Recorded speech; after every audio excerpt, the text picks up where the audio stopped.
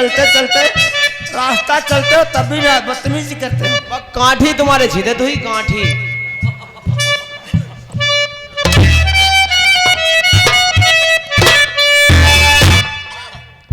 एक बानू ना भाई दुई बाना छोड़ा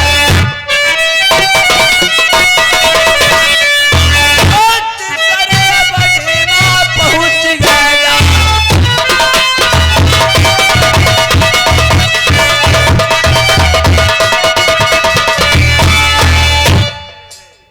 चार घड़ियों 64 परनों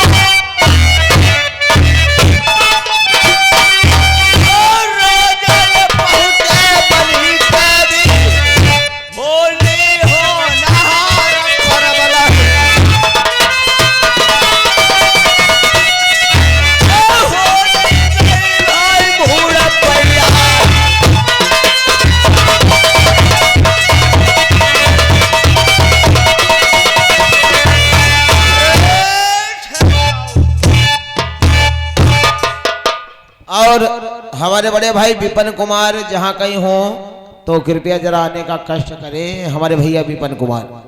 हाँ आइए हाजिर। मंत्री पर सच्चा बुलाओ तो। हाँ महाराज कहिए। ये बयाबान जंगल है। हाँ कुछ ऐसा लगता है प्यास महसूस हो रही है। यानी आपको प्यास महसूस हो रही है? प्यास महसूस होती है। लेकिन महाराज एक बात बताओ, क्या इस जंगल में, ये सुनसान जंगल है, इसमें ना कोई तो नल है, ना कोई नदी है, ना कोई नाला है, लेकिन महाराज सिर्फ इस जंगल में एक कुआं है। इस जंगल में हाँ कुआं है, लेकिन वो भी थोड़ा दूर है, आपको चलना होगा वहां पर। अगर पानी पीना है हाँ। तो प्यासा कुआं के पास जाता है, कुआं प्यासे के पास थोड़ी आएगा। हाँ ये भी बात सही महाराज, थोड़ी दूर है, आप चलो और इसी जंगल में कुआं है, कुआं से पानी भर लेना और अपनी प्यास बुझा लेना। चलो ठीक है चलिए।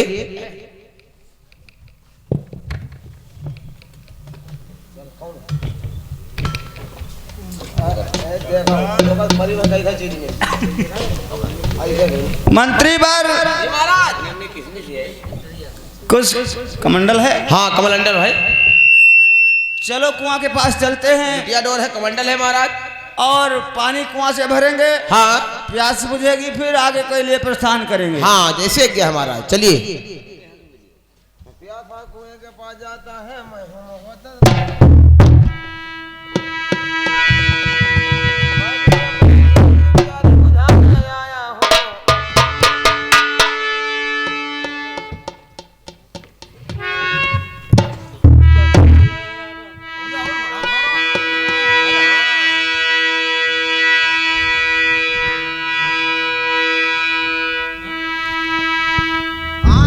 हेलो कबीरा खड़ो बाजार में मांगई सबसे खैर, ना काहू से दोस्ती ना काहू से बैर।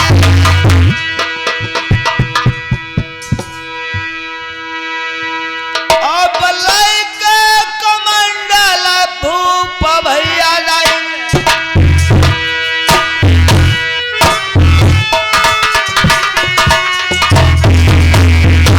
पेट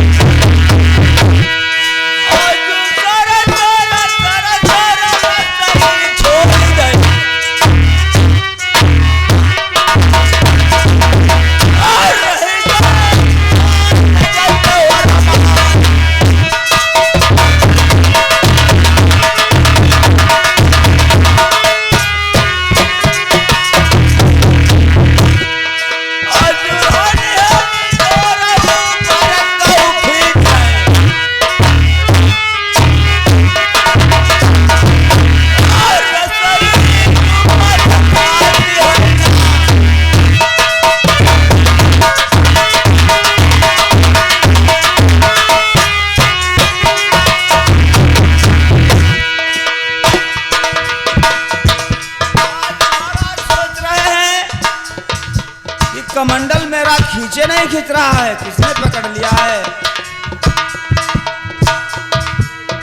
ऊँटों पर कोई मरा हो मसानी,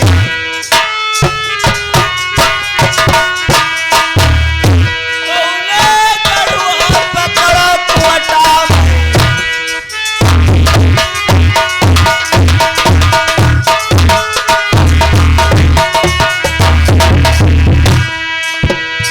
किसने मेरा कमंडल पकड़ लिया है? क्यों नहीं बोलते हो? मुझे प्यास लगी है, मेरा कमंडल छोड़ दीजिए।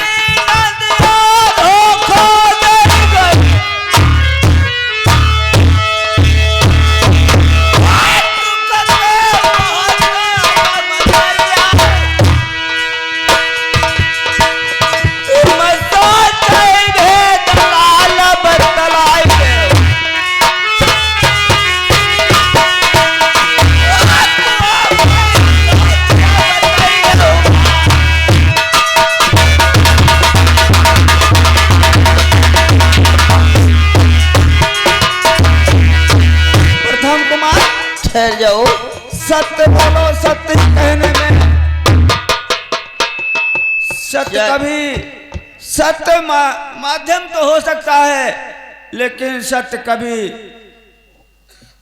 पराजित नहीं हो सकता है। चाचा जी आपको कुआं में किसने डलवाया? और हमारे भैया है नेतराम, ये पुन्नापुर के निवासी हैं। 50 रुपए व्यवहार मिला है पार्टियों से, धन्यवाद। इस कुआं के अंदर तुम कैसे आए हुए हो? चाचा जी मुझे कुआं के अंदर किसी ने नहीं डलवाया है। मैं स्वयं रास्ते से जा रहा था, मुझे प्यास लग गई और मैंने देखा कि कुआं के बाहर लोटा डोर रखी है।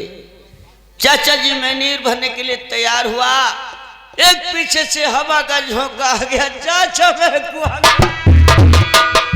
फिर हमारे भैया है नेतराम, पुन्नापुर निवासी, फिर 50 रुपए व्यवहार मिला है पार्टियों से, धन्यवाद। मेरे लाल, चाचा जी हमेशा तुम सत्य बोला करते थे, आज तुम भी हमें मालूम होता है तुम्हारी बातों से फर्क पड़ रहा है। एक हवा का झोंका आ गया, तुम हवा के झोंके से कुआं के अंदर आ गए। ऐसा कुआं के अंदर आ गया चाचा जी। ऐसा नहीं है, बिल्कुल सत्य बताओ। ये बताओ तुम्हें जौहर सिंह भंवर सिंह मिले थे? नहीं मिले थे। नहीं मिले? अभी झूठ बोल रहे हो, तुम भी झूठ बोल रहे हो। चाचा जी ऐसा नहीं है, तुम जन्म से भक्त हो, मैं कभी झूठ नहीं बोलता हूँ।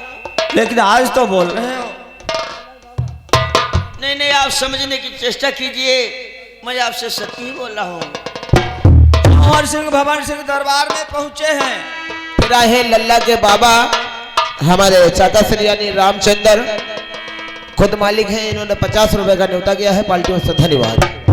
और बेटा प्रथम हंसों का जोड़ा लेकर पहुंचे। सरोवर ताल पर उन्होंने अपने हाथों से छोड़ा। हाँ पक्षियों ने गर्दनें नीचे झुका ली। आवाज तो करना बहुत दूर रहा। मुझे संदेह हो गया, मैंने बछेड़ा को सजवा करके हंसमगढ़ के लिए तैयारी कर दी।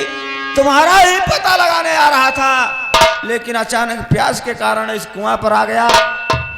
मेरे बच्चे, और तुम भी कह रहे हो हमें वो भाई नहीं मिले, वो भी बता रहे थे प्रथम हमें नहीं मिले हैं।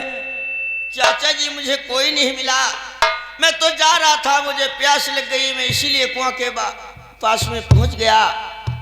और जाते जाते मैंने जैसे नीर भरना चाहा, एक हवा के झोंका से मैं कुआं के अंदर गिर गया। चाचा जी आज आप आगे हो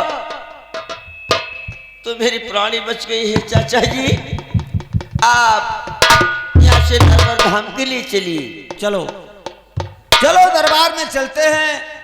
और तुम्हारे भाई दरबार में बैठे हुए हैं, मैंने उन्हें आदेश कर दिया था यहाँ जब तक ले बैठे हैं आप, मैं प्रथम का पता लगाने जा रहा हूँ। चलो दरबार के लिए चलते हैं। चलिए चाचा जी, मैं आपकी बात का उल्लंघन नहीं करता हूँ, आपके साथ में नरवर धाम के लिए चलता हूँ। ला